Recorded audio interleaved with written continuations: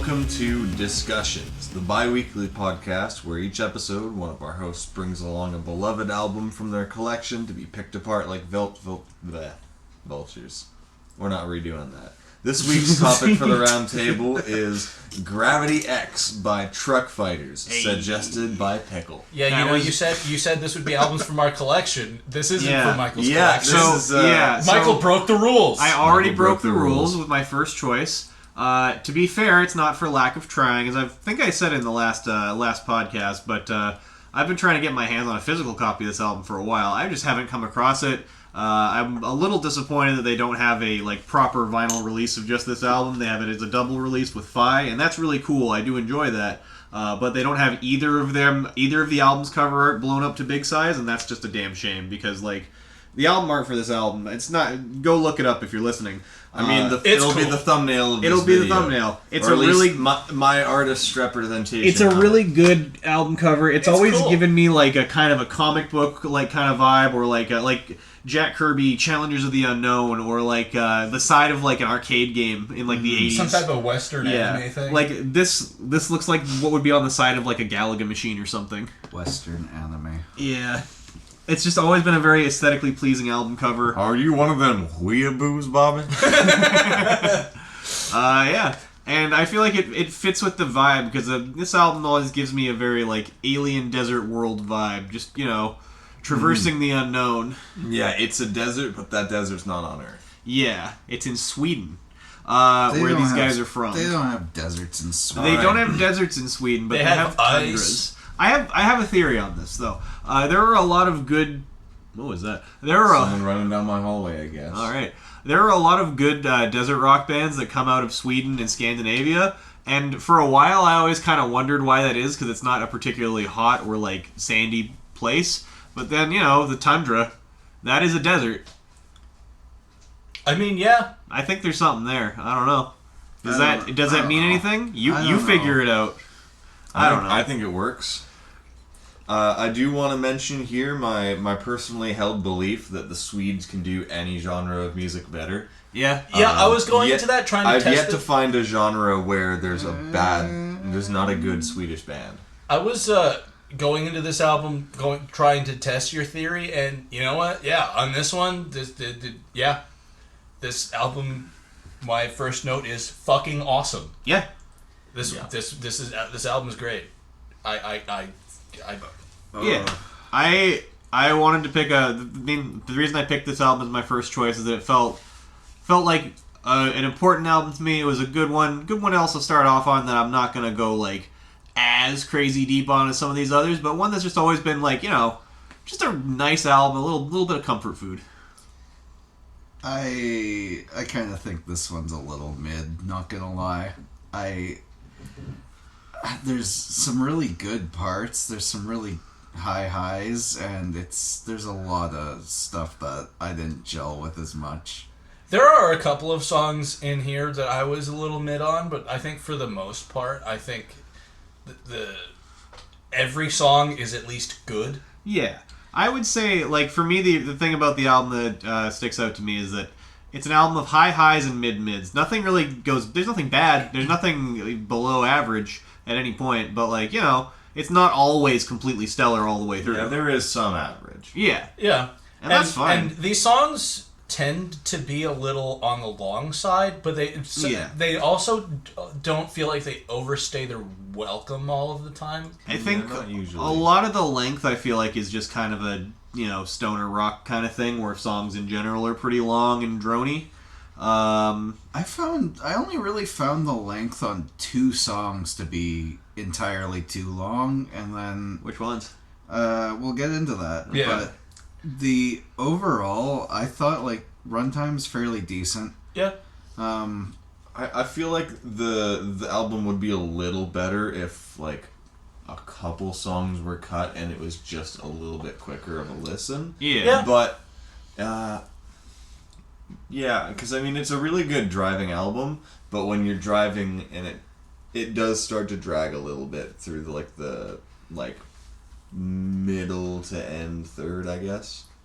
Yeah, and I think the last song is probably the one that you feel that the most, where it just kind of starts to drag a little bit. Yeah, I mean, I think it's quiet enough that it feels like a departure from the rest of the album where it's different. Yeah. I almost think the song before it kind of it starts going into that jam, but it doesn't.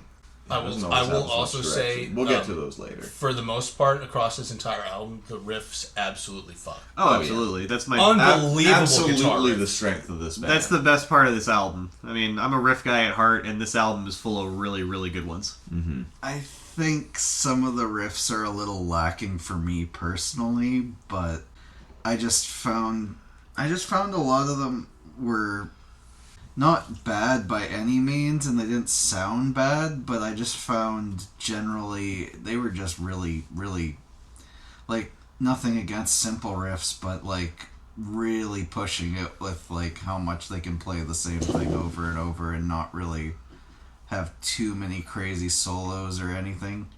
Because the main thing I find is just, like, I didn't hate this album by any means, but I feel like if I'm listening to this, I could go listen to a bunch of other artists who do a lot more interesting with this style of music. Fair enough? Fair enough. Well, do we want to get into the track list? Song number 1, Desert Cruiser. Yeah. I, across this whole album, love the guitar tone. There's like this really good low-end fuzz on all the guitars that I really enjoy, and the riff in this one... Also... I'm a drummer. The drum sound across this entire album is unbelievable as well. It's really good. They use like a side chaining compression technique where the kick drum splits through the cymbal crashes to make it sound even thicker, while still having like it not cut into the bass frequency range. It doesn't. The drum sound is really big, and the drummer himself is really good. And his grooves are really interesting, but he doesn't overpower everybody else. He's very tight with the guitars. Yeah. To the point nothing is really fighting with each other. Everybody in the band is really nicely in lockstep with each other. They're all very in sync. It's all very tight. I found his drumming pretty tight. I found a lot of the time the crash was pretty fucking loud in a lot of the songs. It was kind of really heavy-handed with that, I felt. It was, but I don't find it overpowers the other instruments too much. And it's definitely not every single song either, is what I noticed the more I listen to this one. It's just like some songs I'm like, holy fuck, this crash is just so fucking loud. The other thing I found, and I don't know if it was just the format of how I was listening to the album while I was taking my notes, because I was listening to it on my phone, and when we did our final listen, we were listening to it on speakers, but I found the vocals a little low in the mix, and that to me felt a little weird. Yeah, I really agree with that. I find the vocals are kind of buried a lot of the time on this album almost, but the other thing I did notice too, you're not really doing yourself justice listening to this album on shitty like phone speakers or I need to adjust speakers. I need to adjust the way that I'm listening to these albums while I'm taking notes. Yeah, and like some albums can sound good on like other This is just not one of those albums. This album, you're not really you're not experiencing it right unless you're actually listening to it on something like home speakers, car speakers, whatever. Yeah. Nice ass set of headphones. And I think, Kyle, you relate to this as well. It's really interesting what a band can achieve when everybody is tight with each other. Mm-hmm. And it's just, I don't know. This song is a good way to kick off an album to me, and I like this one. Oh, yeah, the riff is fucking awesome on this song. And there's just like a really delicious tempo change, like in the second half of the song, that I really enjoyed. Mm-hmm. One thing about this band that also I've always wanted to see them live, but just things don't ever work out. And with the timing, some stuff always gets in the way. They did this album back to front on tour so one year. So they can close with this song. So they close with Desert Cruiser, which I would say that's a good way to set up your live show. Yeah, it's the big one in their main set list. I would argue this is probably their most famous song. Yeah. So, like, you know, big finale, makes it make sense, and also just kind of gives it a novel sort of way to listen to it. I didn't end up doing it, but I meant to listen to this album back to front. Like I have listened to that with my brother on a drive one time, and it is interesting. The album does feel like it drags more that way, because you start off with all of the jammy and slowier songs, and then you get to the catchy stuff. Yeah. I haven't said a whole lot yet, but yeah, I think I want to mention the lyrics on a lot of this album. They're not very eloquent, but you can excuse them because they're A, Swedish, and B, shouting about gas in a desert rock song. That's as much of an easy sell what as... desert are they talking about? They're in fucking Sweden. It's the desert of your mind. It's the desert. Desert is the desert of your soul. Desert is entirely a vibe. No, they smoke weed and they're in Joshua Tree, dude. Yeah, well, I don't even think they do smoke weed. They're That makes it Swedish. even People better. in That's Sweden incredible. don't really smoke weed. Yeah. Incredible. I think, I don't know, the line "I'm running out of fuel" hits hard right now. Oh, yeah. With Oh, all the shit. bullshit around gas. Yeah. It just Fuck. it gets Politics. That pissed me off because I couldn't afford the fucking gas to go for a drive to this album. I wanted to just cruise somewhere like... I had this in my CD player, but I only listened to like 2.5 songs at a time on my drive to and from work. Yeah. My first listen to this album was downstairs while I was cooking dinner. We have a big subwoofer speakers downstairs. Nice. And so that was a pleasant first listen. Ooh. How did your family think about it? My dad, so it was me and my dad in the living room at the time while I was cooking, and like he liked it, but with a lot of the albums that we've been listening to on the show, where I listen to it while I'm doing other things and he's just in the room, he doesn't love all of them. Yeah. But oh well. Yeah. I'm cooking, so It's not his show. it's not your show, Dad. Yeah, Dad. The thing I found also, just one last note, my last note on this song is that it's a long song, but it doesn't necessarily overstay its welcome. yeah. Oh, it totally earns it all. No, absolutely. Yeah, it doesn't drag whatsoever. I love that this song is 7 minutes, honestly. It's... There is a song on this album that doesn't earn its 7 minutes, but We'll get there. We'll We'll get get there. Yeah, I will say, back when I used to have more of a green thumb, we shall say, I love this song, but I never really listened to the rest of the album until now. Like, I knew Desert Cruiser, and I used to fucking, how should I word this? Like, Rip fat chops yeah, to it. yeah, get blown it. absolutely Yeah. sky high. Spoke like a fucking chimney. Oh, yeah. I mean... Yeah, no, it's just a great song, though. Yeah, the song is fantastic. It's incredible. There's certainly no one in this room under the influence right now. Absolutely not. Dave's not here, man. Dave's not here, man. Another absolutely fantastic song is track number 2. I still have like half of my notes to get through. Oh, shit, You- okay. You guys have been going. Keep going. Keep going. There's No, lots to talk about this Okay, song. Kyle, spit. Yeah. Spit. This is the one that I always gravitated to as well from the album. Even though I had listened to the whole thing front to back a bunch of times, this was always kind of like in my mind as like, yeah, it's fucking Desert Cruiser. It's the best song. But as I've listened to it more, I don't know if it's the best song, but it just has all the tricks of the album first. It's a very good opener. That's a good way to put it. It gets a lot of their ideas out right at the beginning. Mm-hmm. It's like It doesn't really have any of the like twin lead guitar solos that they have in a couple more songs. Like I also think that's kind of a weakness for the album, though. At the same time, too. yeah, it has a limited upfront. bag of tricks. Yeah, that's very eloquently worded. This Thank album, part of the reason why I love this album, but also it could be seen as a shortcoming, is that it is the stoner rock playbook. It repeats a lot of mean, the same ideas throughout the entire album. Stoner rock has never been too bothered with being original. No, and It's based around ripping off one band. Well, that's the whole thing. I mean, Sabbath worship is a thing for a reason, and I don't think that's a dirty word, but I can see how that could be a thing.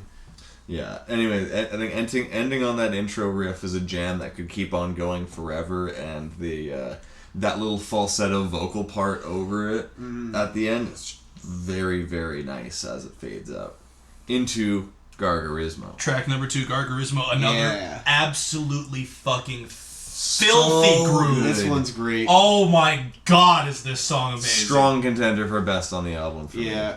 One of my favorite just moments on this whole album is in this song, when there's the little like boo doo doo doo and then boom, just explosion. Like it just in my head, it's just like a fucking nuclear bomb going off. It's good, like quiet, loud fucking. And it's like producing. the whole part leading up into it, the twin, like that whole melody there going into that part. This song So has good. grooves that I always strived for as a drummer. Like there are some. One of my notes is another fucking nasty tempo change, and then right after that, 2, because it changes tempos. It does it one tempo change, and then for about 30 seconds later does another one, and it's so good. God, I love this song. I love this song too. I wasn't the biggest fan of the vocal delivery. This one grew on me a lot. Yeah. I feel like it took a couple listens to really get it, I guess. But like overall, yeah, the riffs are fucking fantastic. So good. I think overall the vocals are just the weakest part of the album. That's fair. I mean, yeah. They're when they're being shouted and like Yeah. cutting, trying to cut through the mix. I think it's a cool effect. Yeah. But yeah, they are, And they're not naturally talented. They're not bad vocals by any means, but it's just, it's the only part. It's the only time I'm really feeling like underwhelmed. I think as a whole. That's where like the vocal delivery and the quality of them is why there are certain points that the vocals being buried in the mix is almost to its benefit. Yeah. Well, it's stealing from the Chaos playbook a bit. Yeah. Yeah. Well, it's like Caius or like early Electric Wizard, where like the vocals are completely like fucking blown to shit. You can't really hear what they're saying, and they're so buried in the mix. But it's just another layer in the Another texture. effect. Yeah. Yeah, I don't have very many notes on this song. I just this was just a really fucking cool groove, riffy song. Love this one. Killer.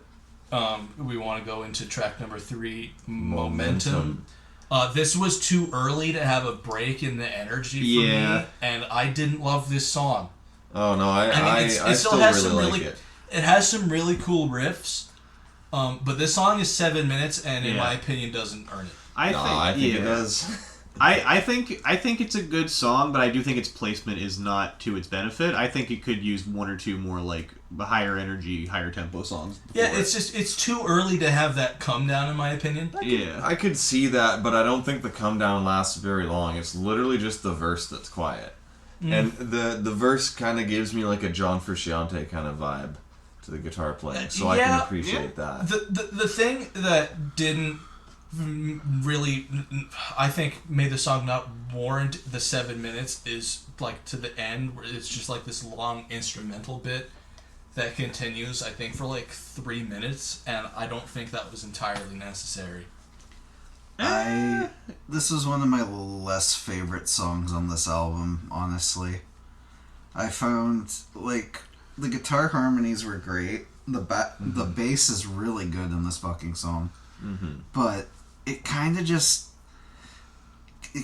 starts kind of crashing for me near the end, and I find a lot of the fills are not quite what I don't know if they're not tight, but it's like more. They're kind of at random. Yeah, a little bit. they're a little. It just feels a little weird. I don't know what exactly about it. Kind of Lars Ulrich doing a fill just to do one. Yeah. Where you don't like the solo really unwarranted. The solo's really basic in this song, and I'm not gonna. That doesn't bother me too much because basic solos are fine, but it's kind of there. The bass fading out, it's really fucking good. but you're right. Like, it's just too long. Yeah. Honestly, I feel like it just goes on. This one for drags too a bit long. for me. Yeah, a little bit. They could have just cut it a little bit, and it would have been a better song for it. I feel like it's, for me, it's just one of those kind of stoner rock things where your mileage may vary based on how much you want the repetitive riffing. Mm-hmm. Like, yeah, I can dig into a repetitive. I have a bit more of a stomach for it, but I could absolutely see how that could be a negative for somebody. Mm-hmm. Well, track number 4, a song that kicks right the fuck off, Freewheeling. Well, it fades in from Momentum as well. Yeah. My first note on this song is rocks. Yeah. This one feels very early Queens of the Stone Age. Oh, definitely like, the most Queens of the Stone Age song on the album. like very much the first Queens of the Stone Age album where they're still kind of doing some Caius-y type stuff. Yeah. It's weird because I love how that like drum part starts and like kind of fades in at the beginning, and then it was kind of weird for me at first how like it just kind of goes really slow, but then he goes right fucking back into it, and it's fucking awesome. I actually fucking love how they did that. I didn't know how to feel about it at first, but like overall it sounds fucking great.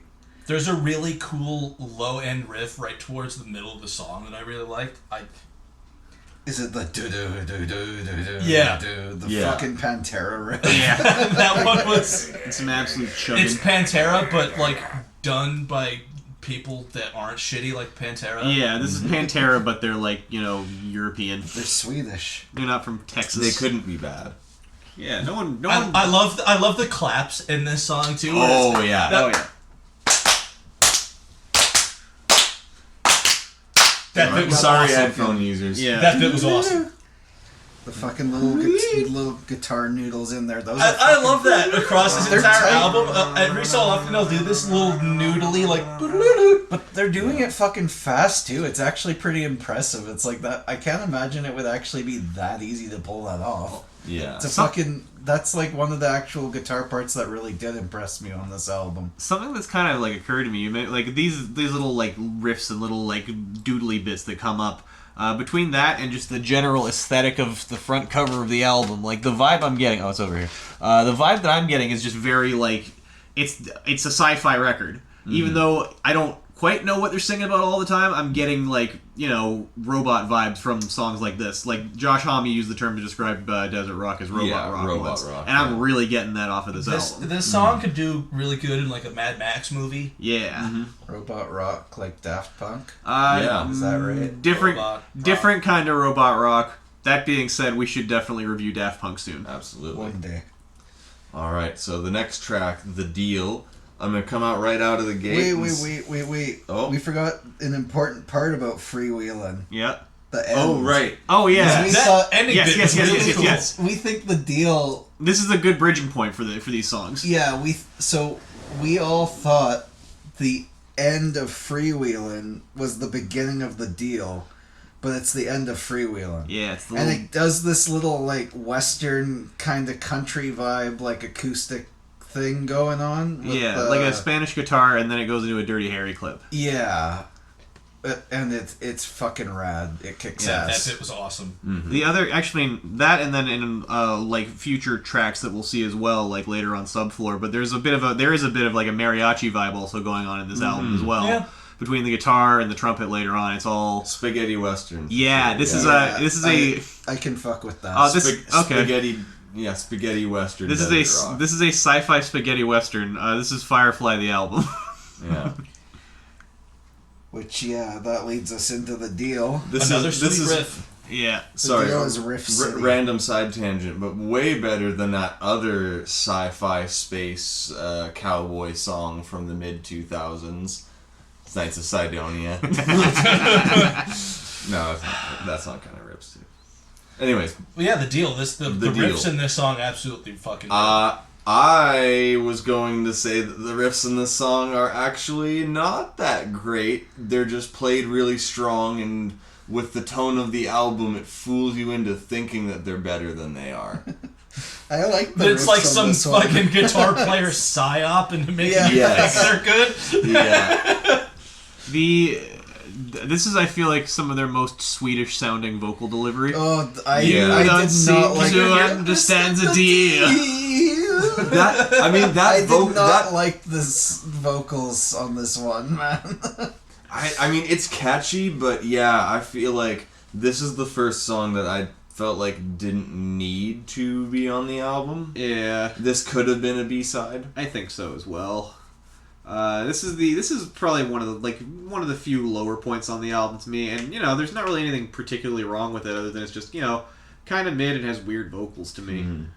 I also think, and this is kind of a thing across the whole album, sometimes they do these really long instrumental bits where there's absolutely no singing at all, and I think those are the best parts of some of these songs, when there's no singing at all. Yeah.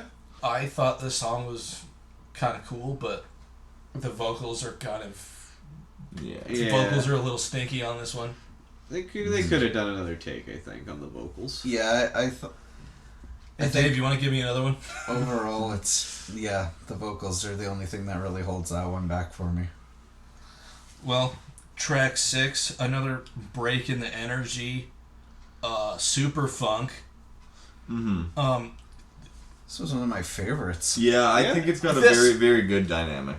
This one wasn't my personal favorite, but it also was completely fine. Like, I still enjoyed it. I get distracted by the drum sound on this entire album because it's Mm-hmm. It is so good. And on this album, on this song in particular, I got distracted quite a bit by the drum sound and just focusing on him. So whoever you are, the drummer for Truckfighters, I'd like to shake your hand. Well, so actually that brings up an interesting point. There's a few different drummers across this album. Is there? Based on what I've seen on Wikipedia, the only two formative members and continuing members are Ozo and Dango.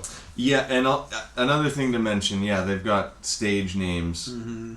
They all end with O. Are you telling me Dango's not his Christian name, sir? Yeah, so this album we got, vocals and bass, Ozo, guitar, Fredo, guitar, Dango, and drums by Paco, except for a few songs with Peso, and one song, Asa Pruder, by Anders Jacobsen. Okay. I guess they couldn't convince him to take a name for just one song. I do know they did more albums with Paco later. Okay. Just the one guy has a real name. Yeah. Yeah, Superfunk. The drums were awesome. I really liked the mid boost on the riff, and the power chords were all great. The vocals honestly worked for me some of the best on this album. I really like how they put the filtering on it. Mm-hmm. Just the way the vocals sounded on this song were awesome, and it just kind of builds to the end, and it's a really good ending on this one. Oh yeah.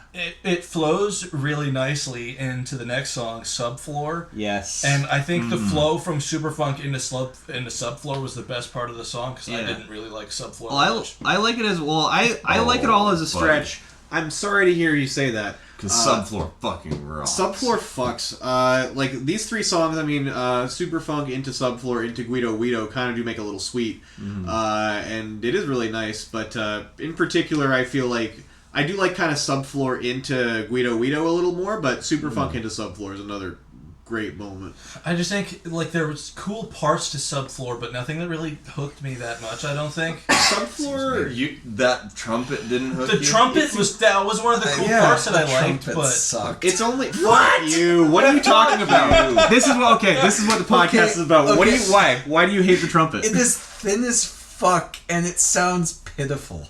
It's kind of like sad trumpet, I love trumpet and horn sections in songs, but I wish they had a horn section playing that part. That was I think trumpet. It being lone and simple makes it feel like it gives almost a film noir vibe, just very lonely. Yeah, it's just you're driving through the desert by yourself. And it feels a little bit like some shithead with a trumpet ran in front of the microphone into the studio and just went. I firmly disagree. I think more desert rock needs trumpet, if I'm being honest. If it's incorporated like this song and it gives that kind of desert mariachi sort of vibe.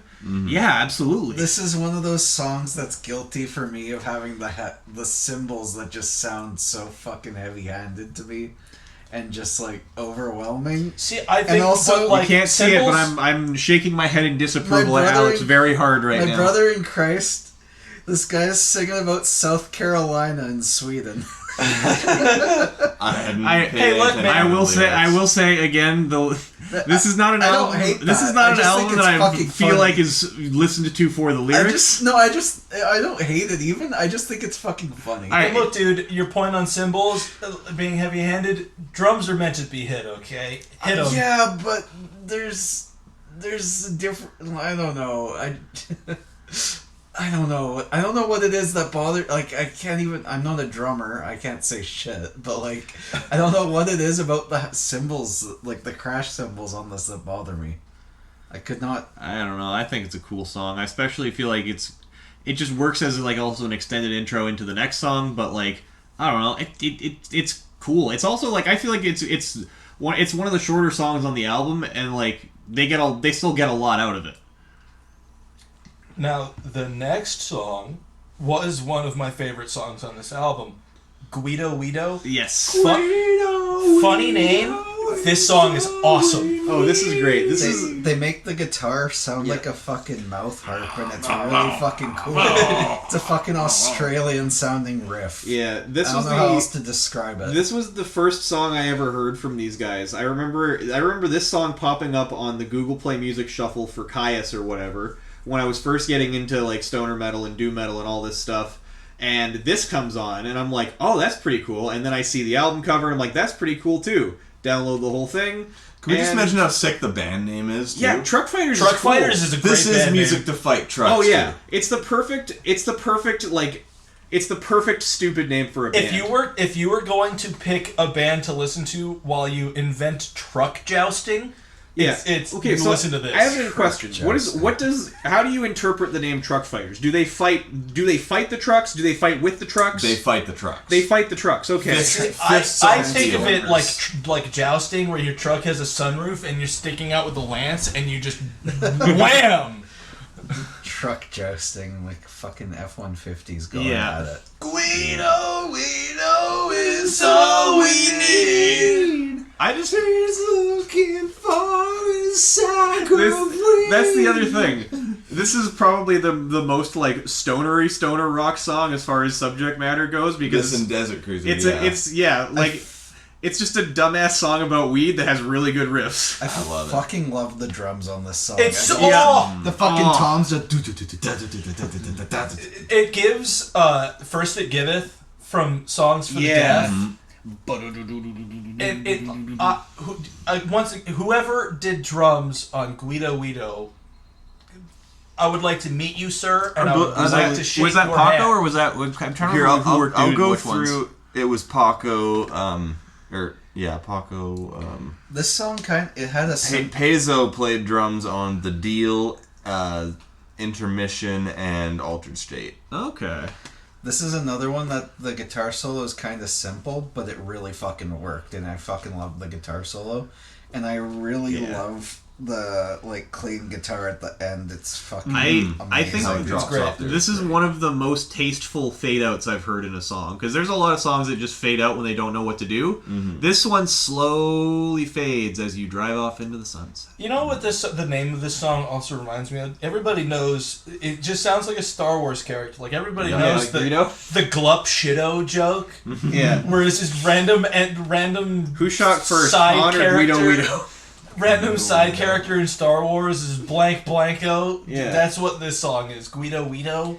Maybe Guido is the robot. One of Anakin Skywalker's friends in the Phantom Menace. What if Guido is the friends we made along the way? Whoa. The real Guido. This song goes into another fantastic song, I think is a radio single, The Manhattan Project. This was my favorite one overall. This probably should have been the lead single from this album if there was one. This was great. No, like, chorus was great. Once again, sounded like a broken record at this point because we're 9 songs into this album. And it's great. Yeah. But the riffs are great. This is actually one of the ones that I'm not as keen on as You're far as the such a kind of later bitch. ones go.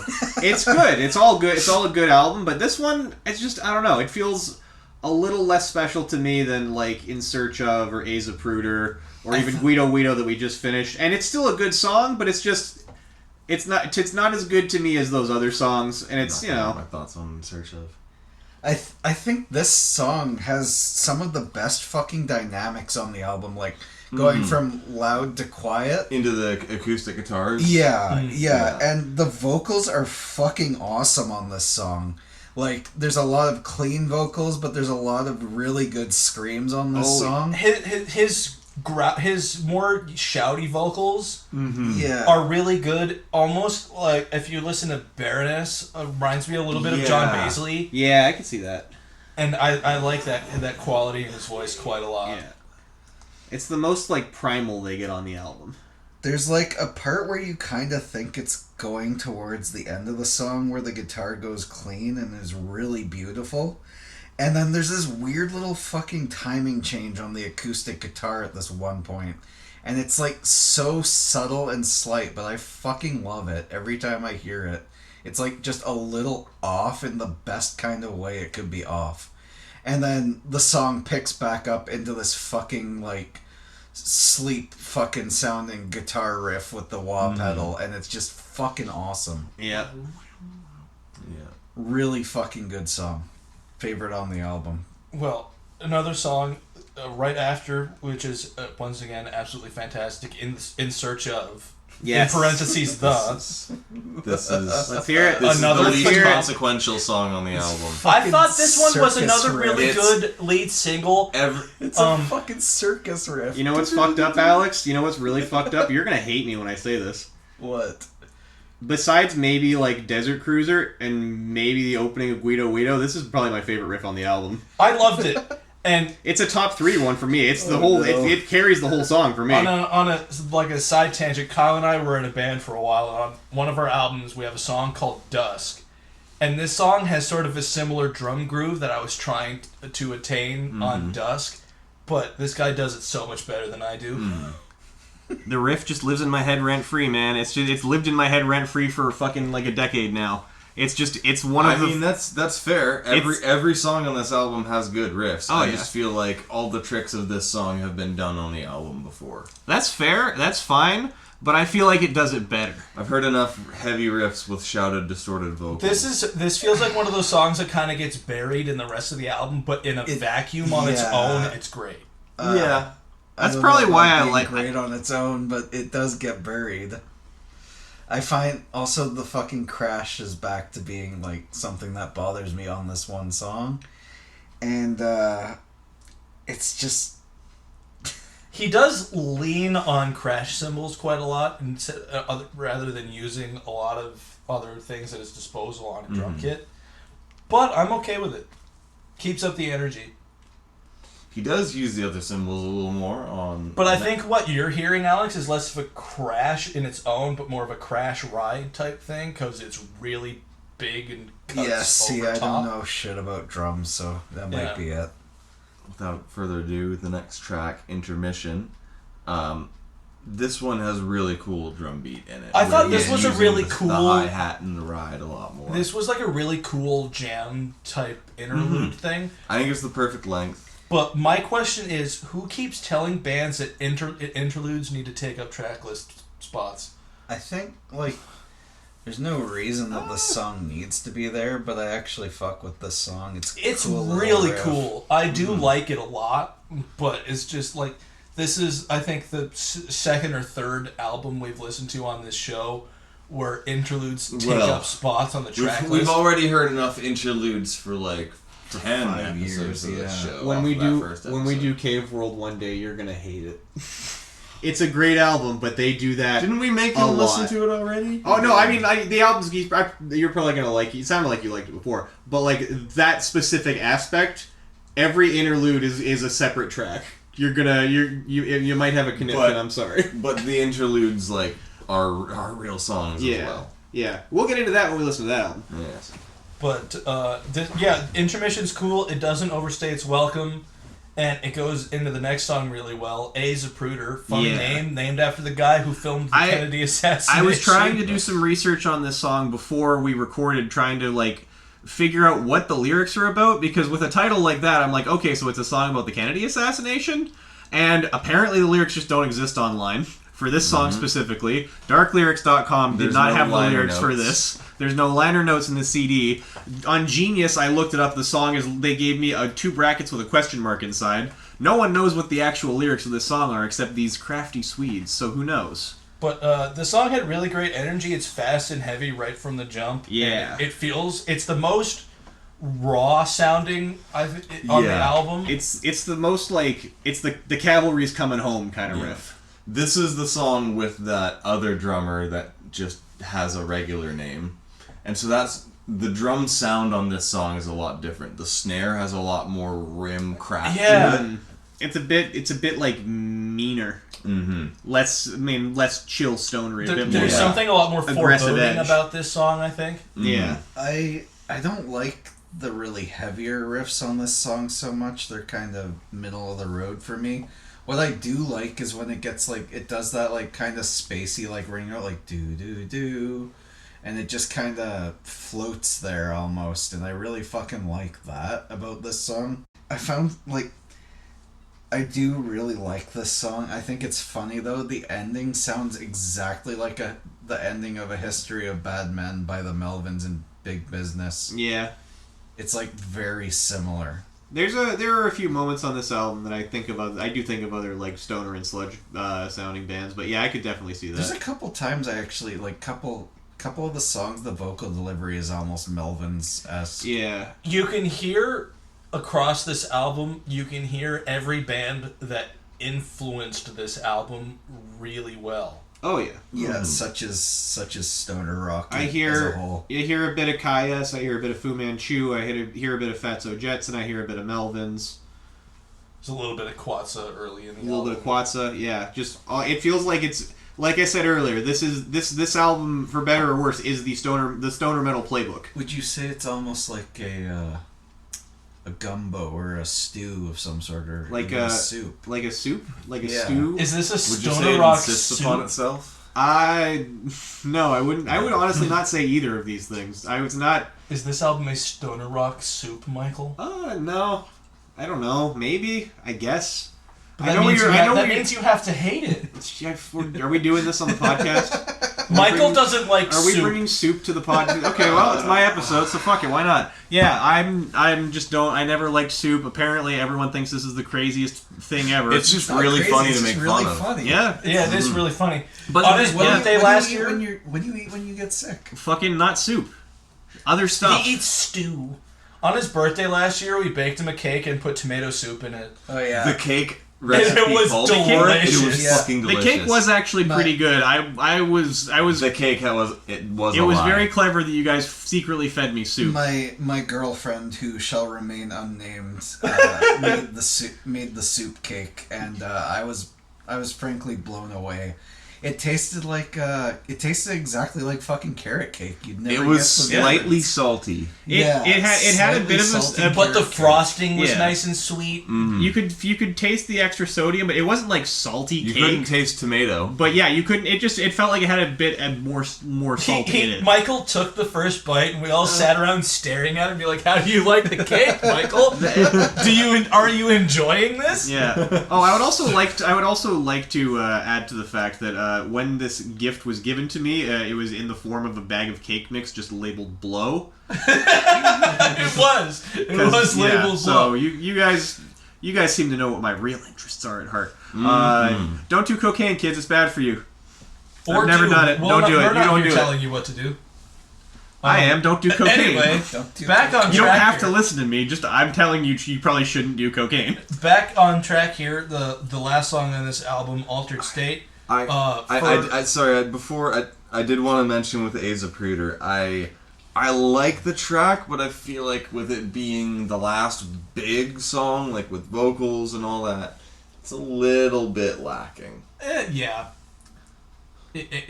I can see that because there are a lot of other songs on this album that are just like absolute bangers, and this one doesn't quite reach that. Yeah. I think the way it ends is really good. I really love how it ends, and that kind of ties into my thoughts on this next song. Yeah. Next song is Altered State. This was probably my least favorite song on this album. For my Pearl Jam fans out there, this song feels like Release. I was expecting just to hear Release Me. I didn't like this. This one's a bit more of a slower psychedelic song. Based on the title of the song, you can imagine how what state of mind you need to be in. Oh my god, pardon me. What state of mind you need to be in to be fully enjoying this song. It's a It feels like a buzzkill. I don't hate the song, but I do wish it wasn't the closer. I think the song should have just been cut. They should have just ended on the end of Ace of Should have ended with Ace I of think it should have ended on Ace of Pruder as such a well. perfect ending, Yeah. and then it just does this instrumental that doesn't really go anywhere, do much of anything. Yeah, Because I this guess whole album... I get what it's going for. It's trying to do the kind of whole like the soft acoustic, or not acoustic, but like the softer song after all the hard rocking, like what Leviathan does with Joseph Merrick after Hearts Alive. Fucking 8 minutes But long. that's the other thing. It goes along. It should. long. It's.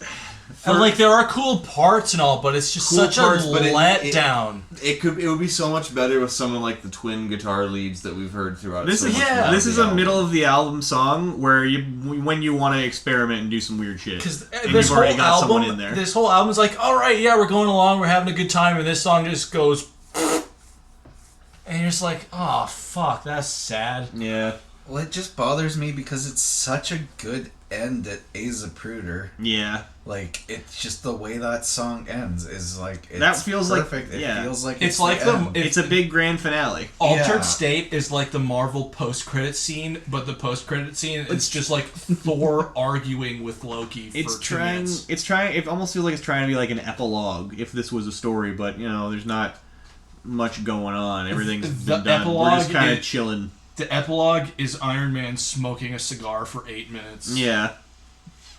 Like, it's so just... Ugh. Yeah. But that's all I have to say about this one, because this song just kind of ruined my mood. I will say, something that has occurred to me in this moment, if this was one of the ones that you saw them play the album back to front live... This would be a neat little appetizer to kind of get you started, and then as you sort of build and build. This is the song that plays over the speakers before the band comes on stage. Well, that's the point. Yeah, that's the idea.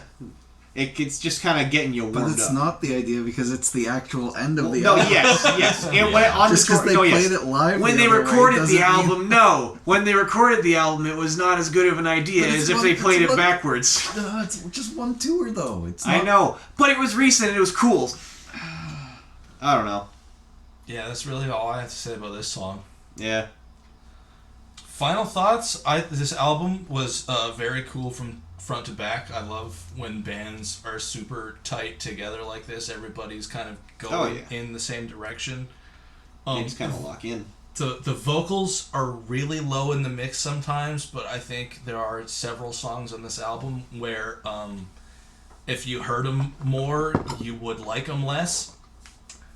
But yeah, the only problem I had with this album was Altered State, really. Yeah, I think it's a pretty consistent album throughout. Really, really tight playing, fantastic riffs. Vocals can be iffy sometimes, but they're usually serving the purpose of the song pretty well. And yeah, I think overall it's really solid. Maybe a little bit long, but I'm not really too mad about that. Yeah. Like I said before, your mileage may vary on the length and the repetitiveness of some of the, stonery desert rock kind of riffs.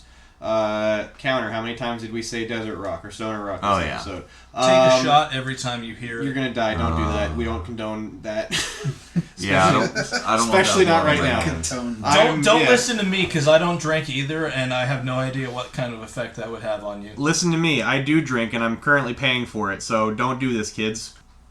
I don't really know how I feel about this album still. Because there's parts that I really love, there's parts I really don't love. Interesting. And the drums kind of miss for me. The vocals kind of miss for me a lot. The guitar really holds this album together. It is literally the glue of this album. Mm-hmm.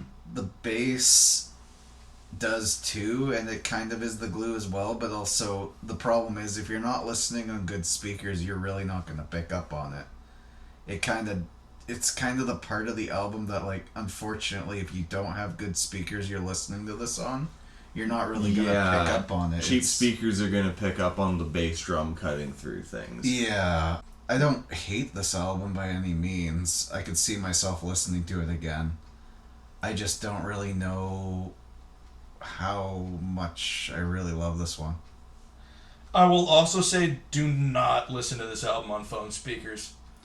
Listen to it on legitimate, actual, good quality speakers. Mm-hmm. This album needs it. This album needs to be heard loud. Do people do that? Do people actually just listen through their phone speaker and not use any external speaker? I do when I'm just, like, playing video games and listening to music. When I'm throwing on, like, a song, one thing quickly, but yeah, I don't. But like actually listening to an album front to back through a phone speaker. Not unless it's all I've got. That's pretty much, other than, like, King Animal, which I own, that is basically how I've listened to every album we've done for this show is through phone speakers. Bruh. Yeah, you gotta remedy that. You gotta fix that. The only time I use my phone speakers for anything is literally if I'm in the shower. That's it. I have a waterproof speaker. Just get it. They're not expensive. No, I find it's very easy to get your music way too loud in the shower. When you're trying to compete with the running half the water. time I'm not even listening to music in the shower. Yeah. It's only if I'm in the mood. Yeah, it's just You're just listening to your own monkey thoughts. noises. Yeah, just like jungle noises. 20-hour loop. Mm-hmm. Gotta lock in. My overall score for this album, I think, I initially, when I was taking notes, gave it a 9. But listening to it a second time, I've downgraded it to about a 7.5-ish. There are flaws, but That's it's still big downgrade. That's still good. Yeah. I'd give it an 8. I think that the good stuff is good enough for me to like really latch onto, but there's a good chunk of this album that's just kind of like mid stoner rock, and that's just like, you know, it's not offensive to me. I dig it. I'm fine with it. It's good as background music, but those aren't the songs that I'm like jamming out to and headbanging to. Mm-hmm. Are we doing a fucking... Yeah, so I just pulled up our tier list, which... Oh, shit! Yeah, I don't remember ever talking about doing number ratings. I don't know. Number ratings. We have gone back and forth on this every episode. It's a B out of 10. On Diver Down, I gave it a number score, and you guys gave it letter grades. When we did Lost in a Dream, I gave it a letter grade, and you guys gave it number scores. I'm not going to be And then giving... what did we do for King Animal? I don't think we did anything. No, we gave it letter grades again. We all each gave King Animal letter grades. No, yeah, we put it, I think that was B, right? Yeah. We King kinda Animal? settled on B. I think we haven't settled on added B. it to this tier list here. I think beyond, like... I'm going to be real. I'm not going to be consistent when I give my rating on an album until we're doing, like, you know, putting the actual tier list together. But, like, I might give a number score. I might give a letter score. It's how I'm feeling in the moment. I think the most important part of music reviews is the general vibe and how you feel, and not a number or a letter. I think this is either a low B for me or a high C. See, I can't... I think it's better than that. Because C is where we put Diver Down. It's a high B. Yeah, that's why I'm And saying I hate low it. B. I can't insult this album by putting it at a C with Diver Down because I hated Diver Down. But is I this was- album I was better gonna- than King Animal? Yeah. Yes, yeah, it is Yeah, actually. I think it definitely. is. Yeah. I'd say so. For sure. honestly, in And I lot like less King generic. hindsight. And Yeah. I like King Animal, and I'm a huge fan of Soundgarden, but this album is better than King Animal. I would vote A tier for this. I'm saying high B. I'm okay with high B. A, I could do A, but on re-listen, there's more stuff than I remembered that was kind of not filler, but not as good as it could be. I would put it before, if we do a B, put it before King Animal on the B tier. Pardon me. Yeah. Yeah. This should be like the baseline. I would say After Lost in the Dream in A. Yeah, Okay. I like this album enough that it could be high B, low A. Just that general ballpark works for me. Yeah.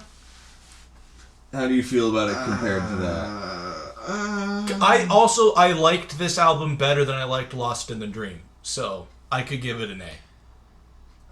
Yeah, I could go either way. I think they're the same tier. I'd revisit them both about the same amount. I still think B above King Animal. I don't know. I don't know if I'd say this is A. But also, like, now I'm rethinking, like, was Lost in the Dream an A even? Like, fuck. I definitely think so. I think Lost in the Dream was an A. But the other thing, it's like... See, I think Lost in the Dream was, like, a high B. Like, I didn't like it as much as this one. I kind of think they were both. Like, I kind of think Lost in the Dream and Gravity X are both high Bs. I'm just more personally familiar with Gravity X, and I know more of the intricacies of it as opposed to the other one. I'd be fine with low A. All right. Yeah. Settle on an A. Yeah, because, like... There's nothing really We inherently can also, wrong with like, nothing we can terrible. reevaluate all of this at the end of the year. Yeah. Yeah. Yeah, so I think for now an A tier for All right. Gravity X. Works for Low me. A. It's a good ass album, folks. Go listen to it. All right. All right, so what have we got coming up on the slate next? Oh, For well, discussions. so friends, if you've reached this point, this will most likely be the last of the 4 episodes that we release in a group first. So, congratulations on listening through these first 4 episodes. And if you have made it this far and have enjoyed listening to us this far, we love you. You guys are on the ground floor of this thing that we hope to keep doing. Oh yeah, we're definitely continuing. Thank you for listening. It really means a lot. Thank you for supporting us. The fact that we're so stoked about doing this when we haven't even released it and we haven't gotten a single crumb of feedback. So, like, if we never get a single crumb of feedback and we're still this enthusiastic about it, Yeah. That's great. Preferred even if it's internet feedback. But coming up next, we have our Yes. first guest. Mm-hmm. Guest is somebody who's been a friend of all of ours for a very long time. I'm gonna try and call him up. It's our friend Justin, and we are doing one of the albums ever made. One of the albums Here. of all time. We'll see if we can get him. It's Reagan, folks. Oh, he's has been forwarded to I think he's watching a movie. He went to see Obsession. I think. Oh. So yeah, it's our friend Justin. We've been And friends with him for a long time. he has foisted upon us euthanasia by Megadeth. Mega Dave. And he is going to come on here and try and make the argument that this is the best Megadeth album of He's all fucking time. wrong, but okay.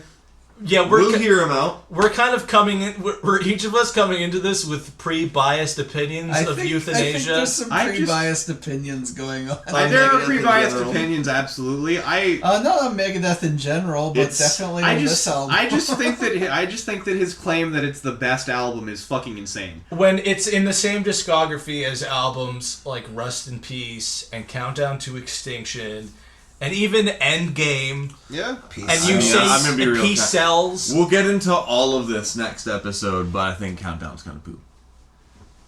God, I can't agree. Again, we're getting into it, but Countdown to Extinction was like my first exposure to Megadeth as a kid because my dad is a big Megadeth fan. And I mean, it was mine too because I- of Flat Out 2, but that doesn't really mean it's the best. I have a big sentimental attachment to this album, and I just think if you don't pay attention to on some of the songs, Dave's really stinky lyrics and vocal performances. Oh man. I think Countdown to Extinction is really good. I have I not could given never- euthanasia my listen through. I could never hate yet, Sweating so. Bullets. It's an objectively bad song, but I adore it. I love it. It's hilarious. All right. Well, I think there's a That's whole where nother we're gonna- podcast for all these opinions about Megadeth. And Kill 'Em All was Megadeth's best album. Final answer. bam. All right. And with that, folks, I think that brings us to the end of this episode. I hope you enjoy it. Maybe give it a like. Follow us if you choose to Like and subscribe. Smash magic that words. button. Turn the bell on to get all of your notifications. and buy No, don't listen. We're to not us. getting Don't- sponsored don't- No, we're not Not sponsored yet. by. If we get sponsored by yes. For now, fucking bleep it. I don't know. Please have a representative. hold on. contact Oh, he's us. calling back. He's calling back. Hello, Justin, you are live on the Discussions podcast. We were just calling you to reveal your next album, but then we revealed it anyways. But explain Okay. yourself. Okay, yeah, it's going to be Euthanasia because you are all fucking wrong about it. It is the greatest Megadeth album of all time, and I will fight you all to the death over this. See, I don't Alright. think he's even serious because he says that like a shit post. This is gonna be a debate for the ages. This is gonna be folks. something. All right, and Anyways, I'm at a movie, so I'm going to not be here anymore. Bye. Bye. sorry. Right on. All right, Incredible. And with that, I think I'm going to end this episode. That's how dedicated he is to euthanasia. Mhm. Yeah. He'll leave just- a movie for it. Yeah, he'll leave a movie to defend the honor. Well, that's going to be a heated debate. Oh, I can't wait. And All thanks right. for listening. Come back next time when we talk about euthanasia. Tell your parents you love them, and tell your brothers you hate them. Free Palestine. give your Free Palestine. give your- Trans rights. We're already getting. We're already, What? I don't disagree, but we're already getting. Happy defunded. Pride Month. Fuck ICE.